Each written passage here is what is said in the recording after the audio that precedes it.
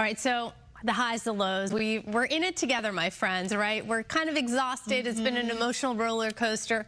However, imagine being one of the players. I know, especially going 18 innings. Well, our next guest knows all about the feelings and being in that pressure cooker, right?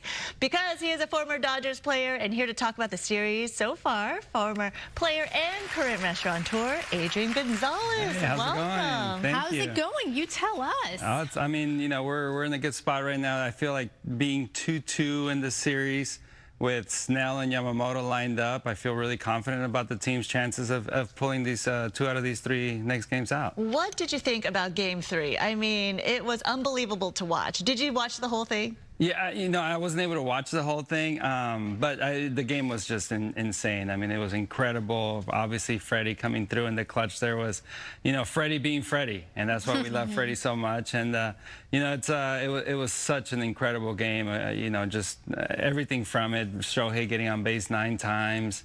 You know, the reliever Klein coming in and throwing 4 incredible innings, and, you know, in relief. It's just all the storylines is lined great. up perfectly. Yeah, exactly. How much of that, though, with what happened with Game 3, did it affect the team physically, emotionally, mentally? I mean, you had to reset, regroup, and come back in such a short turnaround, right? Yeah, you know, I think the Blue Jays are playing above expectations, and they've had such a great run. They have such a great lineup that lines up really well against our pitching because they're able to hit the high fastball, and we throw a lot of high fastballs, and they've come up clutch as well. So they're playing a great series. But like again, I feel really confident with Snell tonight, Yamamoto in game 6, and then Glasnow in game 7. And they know that our bullpen is struggling a little bit. So if the Blue Jays can just ride it out to the later innings, they know they have a pretty good shot, right, to light up their bat. Absolutely, but as you get more games into the series, it gives you an ability to use pitchers that would have started. So, you know, with Shohei starting yesterday, and if you go into game 6 or 7, he can come out of the bullpen now, and he can pitch. So there's a few more options as we get closer, so our bullpen gets a little bit bigger. There's a lot of strategy going on, and you talked about Freddie Freeman. He plays first base, right? Something you're familiar with. I mean, talk about being locked in and that focus of, you know, that is the go-to base, right? You got to be on all the time. Talk about that performance and what it's like as a player being in those high-pressure situations. Yeah, it's a lot of fun. The atmosphere at the stadium just brings your adrenaline up to a level that is really hard to control. But you know, the really good players, the ones that are able to have that mental capacity to bring it down and slow it down, are the ones that have the most success in the playoffs. And it's just a lot of fun, you know. It's just you have the energy. It's a different level, right? Yeah. Yeah, I was never able to play in the World Series game, but I played in plenty of LCSs, you know, NLCSs, and that was always just the energy. It was just incredible. This is just interesting. So we were curious, you know, some of the calls get the fans all riled up and upset, right, by the umpires. What's your take on the so-called the robotic umpires that they're going to use for next season?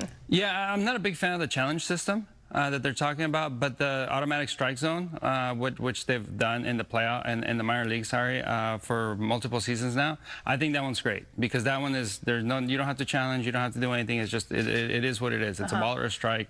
The system has been really accurate. So I think when MLB goes to that, I think all the fans would be very happy.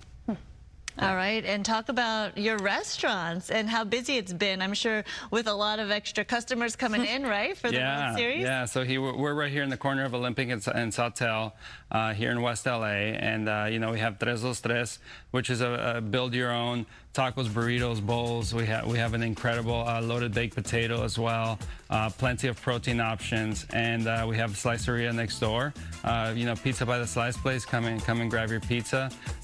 So it's just, you know, they're doing really well. We hope to see anybody there. I'll be there most of the morning today after you know, after here, and you know, come say hi, and you know, let's and get your food. Get your food, and if you need pizzas for the game tonight, well, you know, you can use DoorDash, deliver it, or get a burrito you know, catering, so you can have for when you watch Game 5 tonight. What's harder, being a owner of a restaurant or being in the restaurant industry, or what you were doing before? You know what? Baseball sometimes can feel easier because the schedule's there. You go, you know the routine, you know what you have to do. And, you know, being a restaurateur, I've owned Jersey Mike's for a long time now.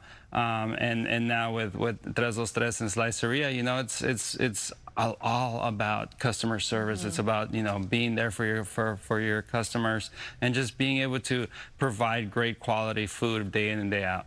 Consistency. Consistency, absolutely. I love your optimism. You know that the Dodgers just want to keep this series interesting, right? So we're not going to talk about last night. Yeah. You're all about tonight with a W. We're going to get it, right? Yeah, we should win today. We should win Game 6 and be celebrating. Yeah, so. and that's it. End of story. Absolutely. Stop by anytime. Good luck, everybody. We're going to take a break. We'll be right back.